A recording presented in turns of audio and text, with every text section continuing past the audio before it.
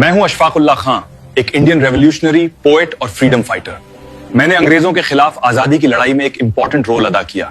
मैं 22 अक्टूबर 1900 को उत्तर प्रदेश के शाहजहांपुर में पैदा हुआ और बापू के नॉन कोऑपरेशन मूवमेंट से बहुत मुतासिर हुआ। लेकिन चौड़ा चौड़ी कांड के बाद 1922 में जब आंदोलन वापस ले लिया गया तो कई दूसरे नौजवानों की तरह मैं भी निराश हुआ और आर्मिड रेवोल्यूशन की ओर मुड़ गया।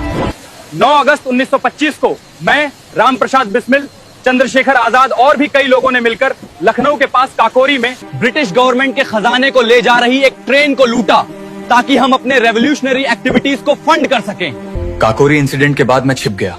बनारस और बाद में दिल्ली में एक नकली नाम से काम किया, लेकिन मेरे एक पुराने दोस्त और क्लासमेट ने मुझे धोखा दिया। उसने पुलिस को मेरे ठिकाने के बारे में बताया, जिसकी वजह से 17 जुलाई 1926 को मुझे गिरफ्तार कर लिया गया। इसीलिए कह रहा हूँ दोस्तों से थोड़ा संभल के रहना। एक लंबे ट्रायल के बाद मुझे मौत की सजा सुनाई गई और आज ही के दिन 19 दिसंबर 1927 को सिर्फ 27 साल की उम्र में फैजाबाद जेल में फांसी दी गई। এই মুহূর্তে বেশ সংকটে আছে পৃথিবী, সংকটে আছে ভারতবর্ষ, সংকটে আছে আমাদের প্রতিবেশী দেশ বাংলাদেশ। সেখানে কিছু মৌলবাদী শক্তি নতুন করে মাথাচাড়া দিয়ে উঠেছে গত 1 বছর ধরে। এই মুহূর্তে যা যা ঘটেছে আপনারা সবাই জানেন। হিন্দু, মুসলিম, দেশ, দেশপ্রেম সব মিলে মিশে একটা জগা খিচুড়ি ব্যাপার ক্রমশ তৈরি হচ্ছে, জটিল থেকে জটিলতর হচ্ছে। জাতীয়তাবাদের নামে সে দেশেও চলছে নানা রকম উচ্ছৃঙ্খল পরিস্থিতি। আমাদের দেশে, আমাদের রাজ্যেও জাতীয়তাবাদের নামেও কিন্তু চলছে এক উচ্ছৃঙ্খল পরিস্থিতি। আর এখানে মোদিজি আসার পর ঘটনাটা আরো নতুন করে যেন বিষয়টা দানা বাঁধছে। মোদিজি খুব বিপদে পড়ে গিয়েছিলেন। তিনি প্রথমে বলে বসেছিলেন বঙ্কিম দা, তারপর তাকে ধরিয়ে দেওয়া হলো, না বলতে হবে ঋষি বঙ্কিম বাবু। তিনি ঋষি বঙ্কিম বাবু বললেন। তারপর মাস্টারদা সম্পর্কে গিয়ে বুঝলেন যে না, দা বলে তিনি একটা ভুল করেছেন, যার জন্য তিনি আর দা শব্দটা মুখেই আনলেন না, তিনি বললেন মাস্টার সূর্য সেন। তিনি এটাও জানেন যে তাদের গুজরাটি ভাষায় মোটা ভাই বলা হয় বড় ভাইকে। সেক্ষেত্রে তিনি যদি বঙ্কিম মোটা ভাই বলে বসতেন সেটাও হয়ে যেত খুব খারাপ। বঙ্কিমচন্দ্রকে কেন তিনি মোটা বলেছেন, এইসব নিয়ে রাজনৈতিক একটা ডামাডোল চলছে। এরই মধ্যে একটা তারিখ আমরা পেরিয়ে এলাম, সেটা হচ্ছে 19শে ডিসেম্বর। 19শে ডিসেম্বর কি? আশফাকুল্লাহ খান, একটি 27 বছরের ছেলে, প্রথম মুসলিম ফাঁসি কাটে যাওয়া বিপ্লবী। না, মানে মুসলিম বিপ্লবীদের নিয়ে সেরকম আমাদের দেশে কিন্তু খুব একটা বেশি কারোরই মাথা ব্যথা নেই। আমি মুসলিম সম্প্রদায়ের অনেককেই বলেছিলাম যে 5 জন মুসলিম বিপ্লবীর নাম বলুন যারা শহীদ হয়েছেন। তারা একটা দুটো নাম হয়তো অনেকে বলতে পেরেছেন, বাকিরা বলতেই পারেননি। আমরা এই 19 তারিখটাকে কিন্তু বিস্মৃতির অতলে তলিয়ে দিতে পারি না, বিশেষ করলে প্রাসঙ্গিক অবস্থাটা যেখানে চলছে, একটা সাম্প্রদায়িক বিভেদ যখন হচ্ছে। এই আশফাকুল্লাহ খান কিন্তু তার যিনি গুরুদেব ছিলেন, যিনি পথপ্রদর্শক ছিলেন, তিনি কিন্তু একজন ছিলেন হিন্দু। তার একটা হিন্দু সংগঠনেই কিন্তু আশফাকুল্লাহ খান নাম লিখিয়েছিলেন। তিনি বলেছিলেন আমাদের পরিচয় বিপ্লবী, আমাদের পরিচয় সংগঠনটা হিন্দু না মুসলিম সেটা বড় কথা নয়। আর হিন্দুত্বের দাগে দাগিয়ে দেওয়া কোনো বিষয়কেও তিনি বিশ্বাস করতেন না। এসব তো অতীত দিনের কথা। চলুন এই প্রথম মুসলিম ফাঁসি কাটে যাওয়া এক শহীদ বিপ্লবী আশফাকুল্লাহ খানের সম্বন্ধে একটা প্রতিবেদন আমরা হাজির করতে চাইছি আপনাদের সামনে, সেটা একটু দেখুন।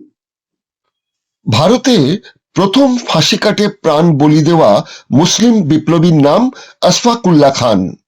জন্ম 22শে অক্টোবর 1900 খ্রিস্টাব্দ। 2025-এ তার 125তম জন্মদিন। মৃত্যু 19শে ডিসেম্বর 1929, অর্থাৎ 96তম মৃত্যুদিন পালিত হওয়া উচিত এই 2025-এ। উত্তরপ্রদেশের শাহজাহানপুরে এক সম্ভ্রান্ত মুসলিম পরিবারে জন্ম। পরিবারের অনেকেই ছিলেন ব্রিটিশ সরকারের অধীনে উচ্চপদস্থ কর্মচারী। ছোটবেলা কেটেছে হিন্দু মুসলিম বন্ধুদের সাথে। সম্পূর্ণ নাম আশফাকুল্লাহ খান ওয়াসি হসরত। আশফাকুল্লাহ কবিতা লিখতেন। উর্দু সাহিত্যের কবিরা নামের শেষে নিজেদের একটি ছদ্মনাম ব্যবহার করতেন। সেই রেওয়াজ মেনেই আশফাকুল্লাহ নিজের নামের শেষে হসরত শব্দটি জুড়েছিলেন। আশফাকুল্লাহ আরবি শব্দের অর্থ আল্লাহর দয়া, করুণাময়। হসরত শব্দের অর্থ ইচ্ছা, কামনা। আশফাকুল্লাহর বাবা উত্তরপ্রদেশের এক বড় পুলিশ কর্তা ছিলেন। বাঘের ঘরেই যেন ঘোগের বাসা। আশফাকুল্লাহর মাও ছিলেন শিক্ষিত, আধুনিক। তার পরিবারেও উচ্চ শিক্ষিত এবং সবাই ব্রিটিশ প্রশাসনের উচ্চ পদস্থ কর্মচারী ছিলেন। আর সেই পরিবারেই জন্মান বিপ্লবী আশফাকুল্লাহ খান। 6 ভাই বোনের ছোট্ট আশফাকুল্লাহ পড়তেন ইংলিশ মিডিয়াম স্কুলে। তার পছন্দের বিষয় ছিল ইতিহাস, বিশেষ করে ভারতের স্বাধীনতা সংগ্রামের ইতিহাস। বাংলার বহু বিপ্লবীদের কথা তিনি জানতেন, পড়তেন তাদের জীবনী। সংস্কৃত নিয়ে MA পাশ করেছিলেন আশফাকুল্লাহ খান। আশফাকুল্লাহ খানের পরিবারের প্রত্যেকেই যেহেতু ইংরেজের কাছে চাকরি করতেন প্রশাসনিক পদে, ফলে তারা সিপাহী বিদ্রোহের বিরুদ্ধে ছিলেন। বিদ্রোহী সিপাহীরা এক সময় আশফাকুল্লাহ শাহজাহানপুরের বাড়িটি জ্বালিয়ে দেয়। আজও সেই বাড়ি জেলিকোঠি নামে পরিচিত হয়ে আছে।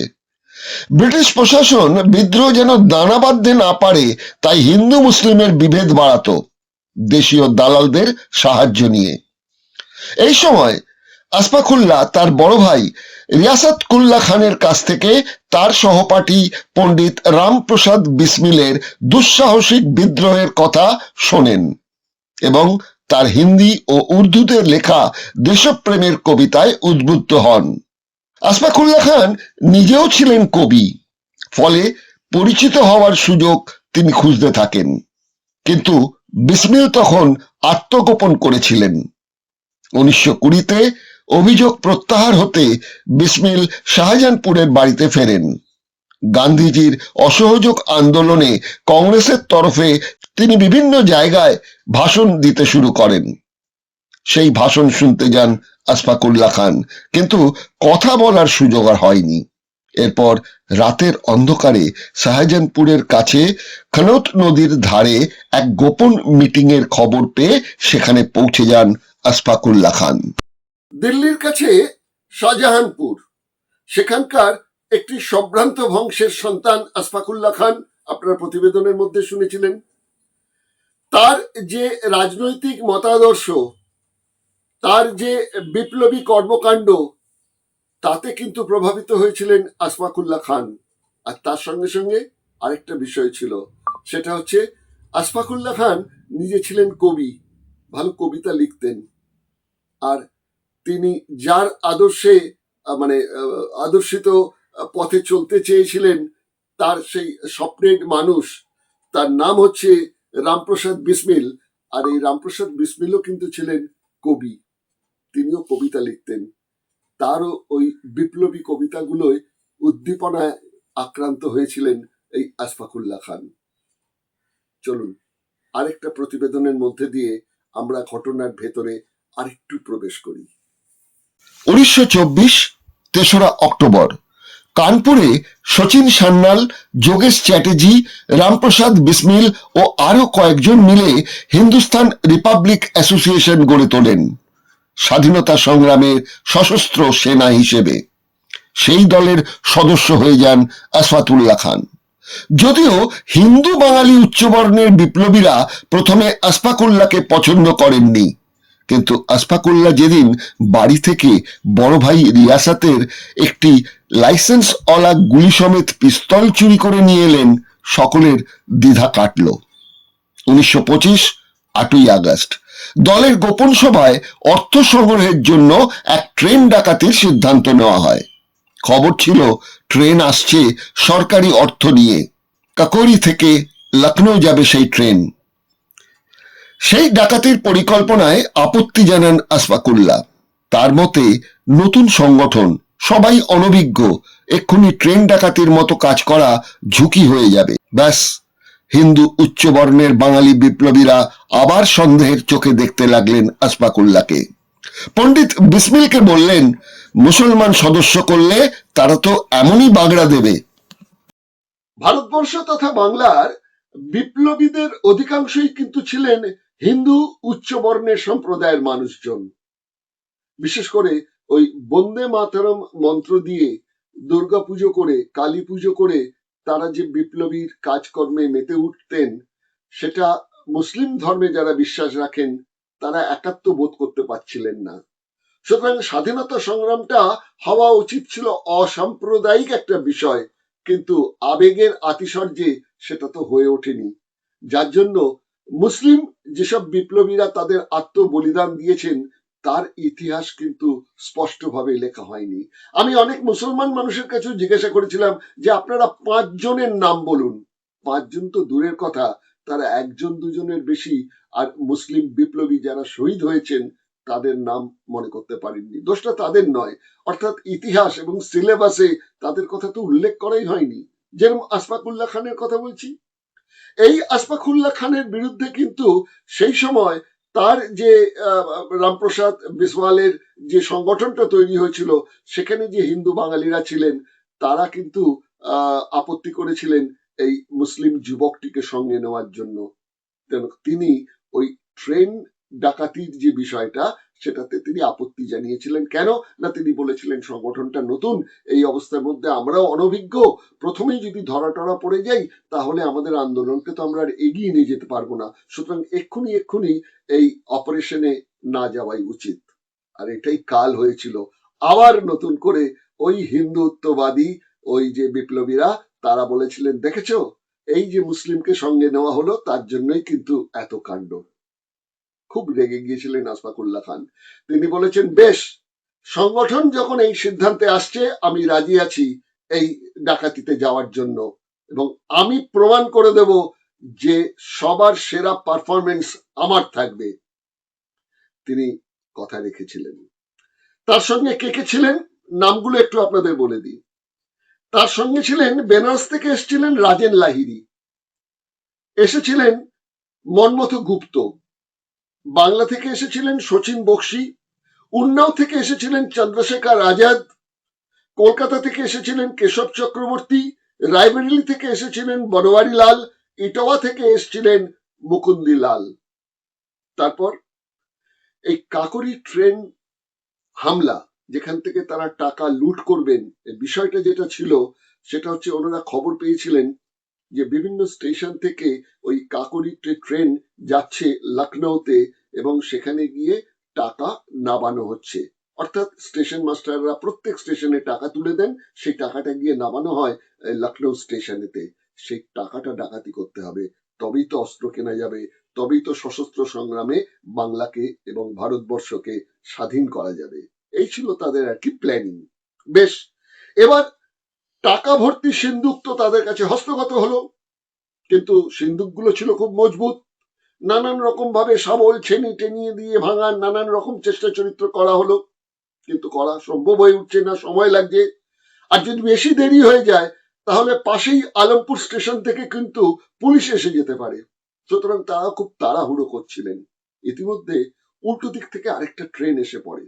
তখন তারা বুঝলেন যে এই ডাকাতি হচ্ছে, ওই ট্রেনের কামরা থেকে যদি কেউ দেখে ফেলেন তাহলেও কিন্তু ট্রেন থেমে যাবে বা পুলিশকে খবর দেওয়া হবে ইত্যাদি ইত্যাদি। তারা মাথা নিচু করে ট্রেন লাইনের তলায় বসে রইলেন।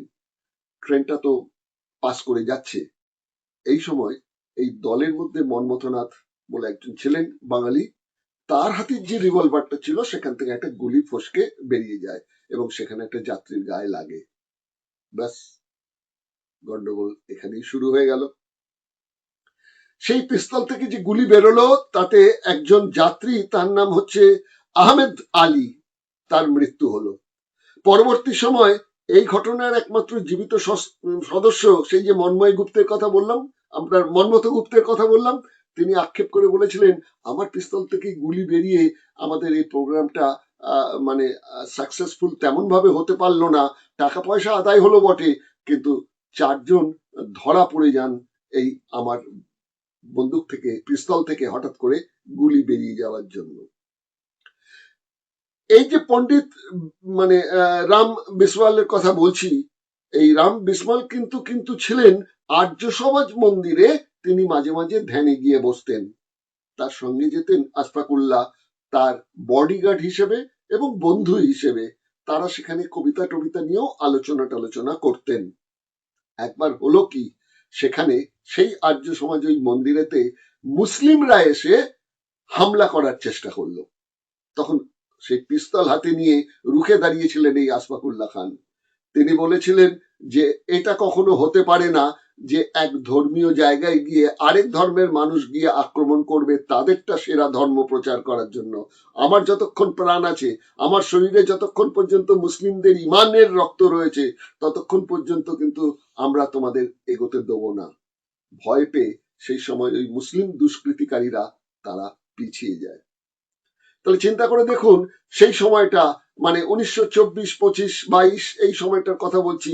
সেই সময়টাও কিন্তু এই হিন্দু মুসলিমদের মধ্যে বিপ্লবী যারা ছিলেন তাদের মধ্যেও কিন্তু নেই করেও কয়েকটি জায়গায় কিন্তু সেই ঐক্য রয়েছে। তার বড় প্রমাণ হচ্ছেন এই আশফাকুল্লাহ খান। তো এই আশফাকুল্লাহ খানের সম্বন্ধে আরেকটা কথা আপনাদের জানিয়ে রাখি। বলা হচ্ছে আশফাকুল্লাহ খানের একবার নাকি প্রচন্ড জ্বর হয়।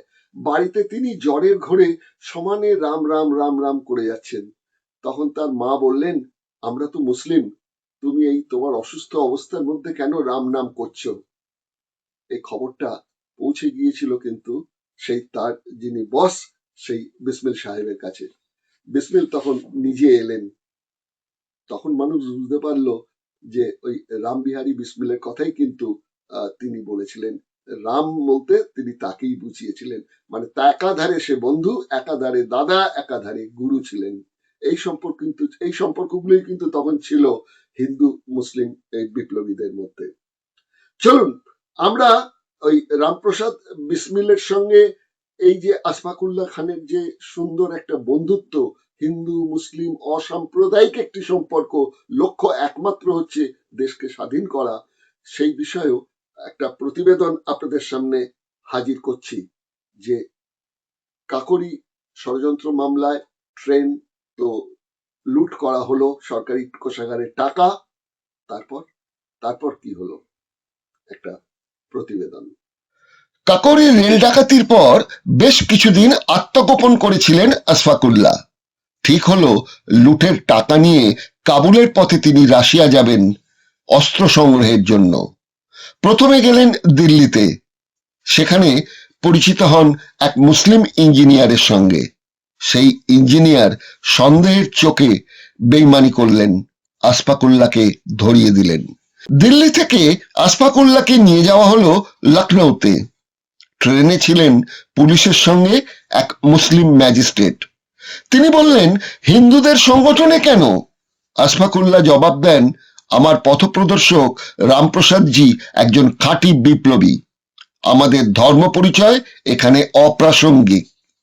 উত্তরপ্রদেশের কাকরি ষড়যন্ত্রে লিপ্ত থাকার অভিযোগ প্রমাণিত হলো তার বিরুদ্ধে। সাজার দিন আসতে কিছু সময় বাকি। জেলে বসেই তার এক বন্ধুকে চিঠি লিখলেন আশফাকুল্লাহ। বললেন, ভারতবর্ষ কৃষি প্রধান দেশ, তাই এর উন্নতিকল্পে প্রয়োজন কৃষকদের জীবনযাত্রার মানের উন্নয়ন, তাদের যেন হতাশ না করা হয়। অবশেষে এলো সেই দিন, 19 ডিসেম্বর 1929 সাল। ফৈজাবাদ জেলে ফাঁসির মঞ্চে তোলা হলো তাকে। ফাঁসির দড়িকে চুম্বন করে আশফাকুল্লাহ মুখরিত হলেন, বললেন, ভারত স্বাধীন হোক, বিপ্লব দীর্ঘজীবী হোক। ভারতের সংগ্রামে অংশগ্রহণ করে প্রথম মুসলমান হিসেবে ফাঁসিতে মৃত্যুবরণ করে আমি অত্যন্ত গর্বিত। এই আশফাকুল্লাহ খানের যিনি পথপ্রদর্শক, সেই রামপ্রসাদজি লিখেছিলেন সেই বিখ্যাত কবিতা, सरफरोशी की तमन्ना अब हमारे दिल में है, देखना है जोर कितना बाजुए कातिल में है। ফাঁসির আগের দিন অর্থাৎ 18 ডিসেম্বর 1929 ডায়েরিতে আশফাকুল্লাহ লিখলেন, হিন্দু ধর্মে জন্মান্তর আছে, মুসলিম ধর্মে নেই, তবুও আল্লাহর কাছে নিবেদন আমাকে আর একটিবারের জন্য যেন ভারতে জন্মগ্রহণ করার তিনি সুযোগ দেন, তাহলে আমার অসম্পূর্ণ কাজটা পূর্ণ করতে পারতাম। 19শে ডিসেম্বর ফাঁসির দিন আগের রাতে আর ঘুমননি তিনি। ভোর 5টায় তৈরি হয়ে কোরআন পাঠ করেন, 6টায় এগিয়ে গেলেন ফাঁসির মঞ্চে। 27 বছর বয়সে নিভে গেল একজন অসাম্প্রদায়িক বিপ্লবীর জীবন, প্রথম ফাঁসি কাটে প্রাণ দেওয়া মুসলিম বিপ্লবী। মৃতদেহ জানাজায় চাপিয়ে ফৈজাবাদ জেল থেকে শাহজাহানপুরের বাড়িতে আনা হলো। বাড়িতে তখন লোকের লোকারণ্য। সমাধিক্ষেত্রের শ্বেত পাথরে আশফাকুল্লাহর লেখা কবিতার দুটি লাইন রাখা হয়েছে। जिंदगी बाद फना तुझको मिलेगी हसरत, तेरा जीना तेरे मरने की बदौलत होगा। অর্থাৎ জীবনের প্রতিশ্রুতি তোমার মরণেই পূর্ণ হবে, মৃত্যুতেই তোমার জীবন কাহিনী সম্পূর্ণতা খুঁজে পাবে। বাংলায় নতুন বাবরি মসজিদ তৈরি হচ্ছে। কেউ করছেন বাবরি মসজিদ, কেউ করছেন রাম মন্দির, কেউ করছেন জগন্নাথ মন্দির, মহাকাল মন্দির এবং বিভিন্ন মন্দির গড়ে তোলা হচ্ছে। হোক, ভালো কথা, ধর্মে বিশ্বাস থাকাটা খারাপ কথা নয়, কিন্তু সাধারণ মানুষের উপকার কি হচ্ছে? হিন্দু মুসলিমের যে ঐক্য, এই ঐক্য ছাড়া কিন্তু ভারতবর্ষ কি চলতে পারে? চলতে পারে না। আজকের দিনের যে অবস্থাটা দাঁড়িয়েছে, যে সংকটটা এসে দাঁড়িয়েছে, সেই সময় কিন্তু এই বিপ্লবী প্রথম মুসলমান ফাঁসিতে যাওয়া শহীদ আশফাকুল্লাহ খানের জীবন এবং তার আদর্শ কিন্তু খুব খুব প্রাসঙ্গিক। তার জন্যই এই অনুষ্ঠানটা আপনাদের সামনে হাজির করলাম। কেমন লাগলো অনুষ্ঠানটা আপনারা জানাবেন। ভালো লাগলে অন্যকে শেয়ার করবেন, লাইক দেবেন এবং অবশ্যই সাবস্ক্রাইব করবেন। আমরা যেটা বলে থাকি সেটা হলো রংহীন সংবাদ ও অজানা তথ্য জানতে দেখুন দিগদর্শন, কারণ দিগদর্শন দশের পাশে, দেশের সাথে। নমস্কার।